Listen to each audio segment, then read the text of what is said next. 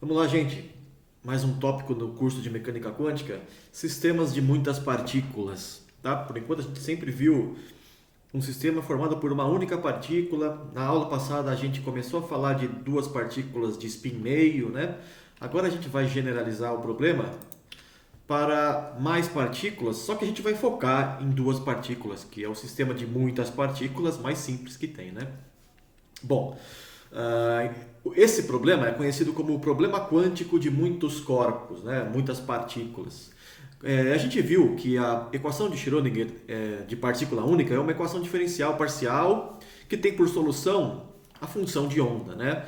Então a função de onda, que é a solução da equação de Schrödinger, depende da posição da partícula, né? De uma partícula e do tempo.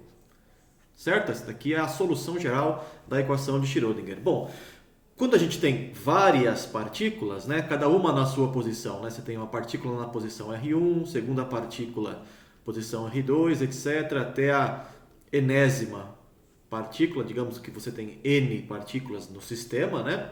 Portanto, você tem que identificar a função de onda, né, como sendo uma função de todas as posições de cada uma das partículas, além do tempo. Né? A gente viu um exemplo, apesar de estar um pouco disfarçado, a gente viu o exemplo do átomo de hidrogênio. O átomo de hidrogênio, na realidade, ele tem duas partículas, né? O núcleo, que é um próton, né? Se for o hidrogênio, o isótopo mais comum do hidrogênio, tem um próton e um elétron. Né? Mas poderia ser um núcleo com mais um nêutron ali, você tem um deutério, mais dois nêutrons, um trítio. Tanto faz, todo mundo dá no mesmo. Você tem um núcleo, que pode ser um único próton, ou pode ter nêutrons também, não interessa, mas eles estão sempre ali juntos, né? Então eles se movimentam conjuntamente. Então é como se fosse uma única partícula, além do elétron. Então você tem que dizer qual é a posição do núcleo, vamos dizer que seja o R1 aqui, né? E qual é a posição do elétron em relação a uma certa origem, né, de um sistema de coordenadas. Essa é a maneira correta de tratar o átomo de hidrogênio ou qualquer sistema de duas partículas, né? Porque da maneira como a gente fez anteriormente, a gente deixou lá um núcleo parado, núcleo estático. Esta é a aproximação de núcleo estático. E aí só o elétron se movimenta ao redor do núcleo, né? Tudo bem, a gente obteve um monte de coisas a respeito do átomo de hidrogênio. Nada do que a gente viu está errado, tá? Mas não é a maneira correta, porque isso viola o princípio da incerteza, né? Para o núcleo. O núcleo parado significa que eu sei exatamente qual é a posição dele, ele está ali naquela posição, e a velocidade, ou o momento. Eu sei o momento, é zero. Posição, origem, momento zero.